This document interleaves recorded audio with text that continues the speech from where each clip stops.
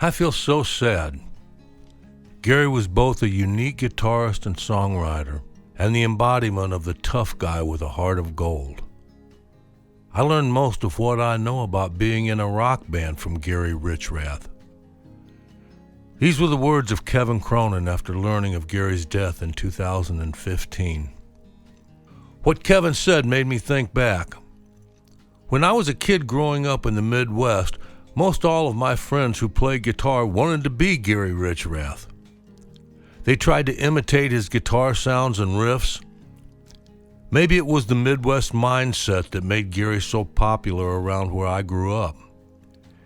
He was from a town close by us all in Illinois, and most of the guys around there saw that it was possible to be a rock star and not have to be from New York or LA, Detroit, or England.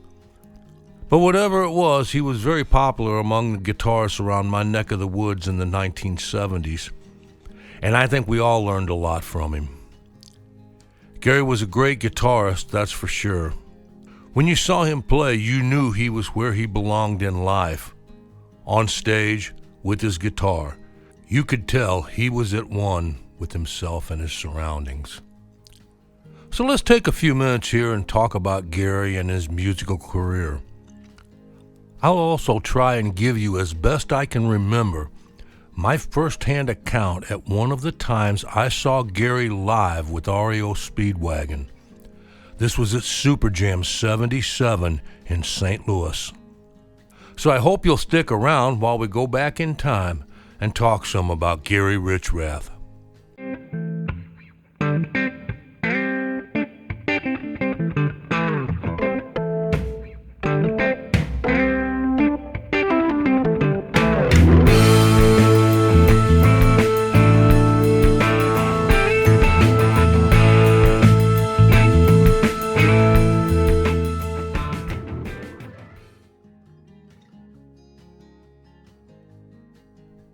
Gary Dean Richrath was born on October 18th, 1949 in Peoria, Illinois, to Curtis and Eunice Richrath.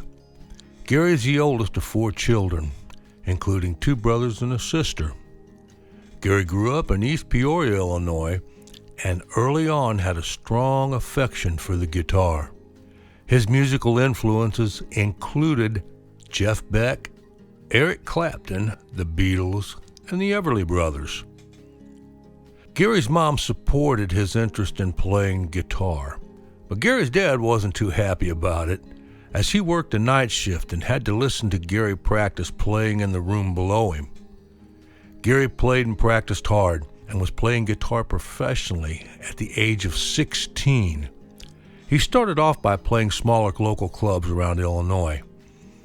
Early on, Gary was a member of a group called Suburban 9 to 5, and then a group called Feather Train.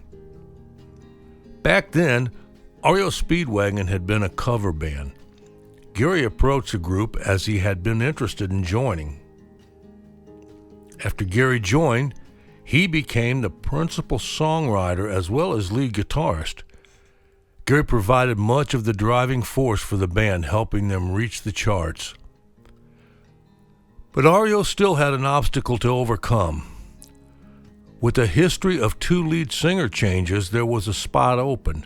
Gary, in looking for a new lead singer, had seen an ad for a musician's referral service.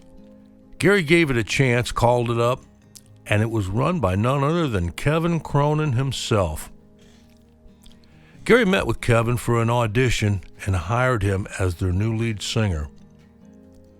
Although Kevin was fired from the band for a short time, the band realized they needed him, and in 1977, Gary and Kevin took over the production of the band.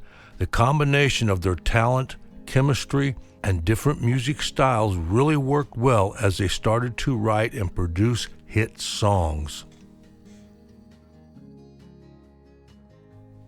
Gary wrote many of the band's most memorable songs, including Golden Country, Only the Strong Survive, Take It on the Run, and Riding the Storm Out. Gary is also a great singer in his own right, singing lead on several REO songs, which included Summer Love, Tonight, Find My Fortune, Lightning, and Breakaway.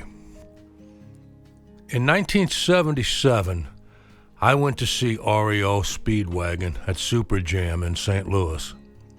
This was at the baseball stadium. It was in July, and typical of St. Louis summer weather, very hot and muggy.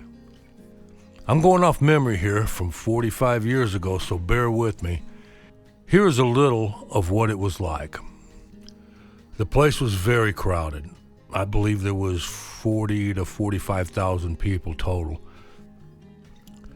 The gates opened sometime around 1 o'clock, I'm thinking, with the first band starting around 4. Well, we got there about 1, and there was a huge line. Word came back as we were standing there that there were no coolers allowed in. So we went back to the car, drove across the bridge to East St. Louis to some little convenience store, back in them times, whatever they were, and we bought 2 gallons of milk. Got back to the parking lot, dumped all the milk out, poured our beer in the jugs, and walked on in.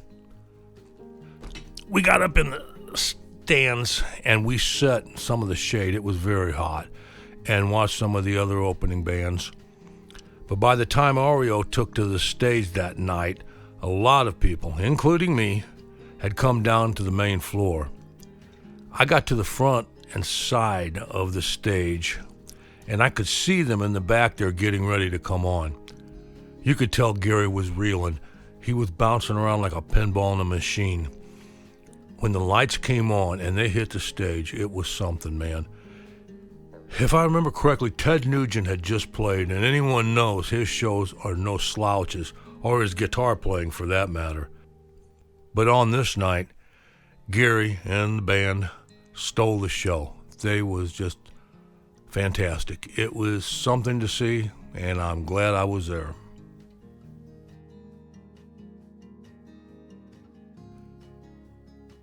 But all things must come to an end. And for Gary, almost 20 years after he joined the band, they parted ways in 1989. Gary then formed his own band called Richrath. Gary brought aboard lead singer Michael Johns and former members of the Midwestern band Vancouver, and released his first solo album in 1992 called Richrath, Only the Strong Survive. Johns also wrote some of the material on the album, along with songs written by Gary. His signature guitar playing sounded as great and electrifying as ever.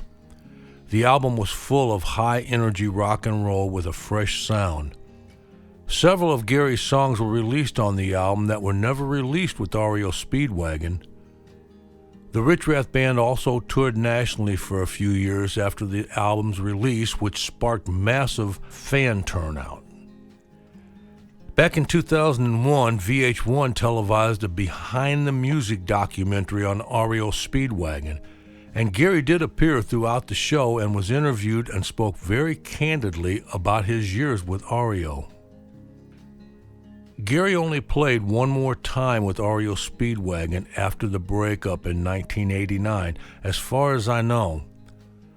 On November 22, 2013, REO Speedwagon and Styx announced a benefit concert titled Rock to the Rescue to raise money for families affected by a tornado in central Illinois. The concert was held on December 4, 2013 in Bloomington, Illinois. Richrath reunited with the band for a performance of Riding the Storm Out to end their set at a sold-out concert. Richrath stayed on stage to help with the encore of With a Little Help from My Friends, along with REO Speedwagon, Styx, Richard Marx, and others. I know many of you have seen this show, especially since it was and still is on YouTube. And we all know that Gary did not look healthy, and he wasn't, because a little less than 2 years after that, he was dead, leaving us on September 13th, 2015. I guess I could do my own speculation of what happened to Gary and all, but if you don't mind, I'd just rather leave it alone and end this video here. I'll just try and remember him as he was when I saw him on that hot summer night in 1977 in St. Louis, Missouri, a long time ago. Thanks for watching. As always, if you see fit, give me a thumbs up and subscribe. I do appreciate it.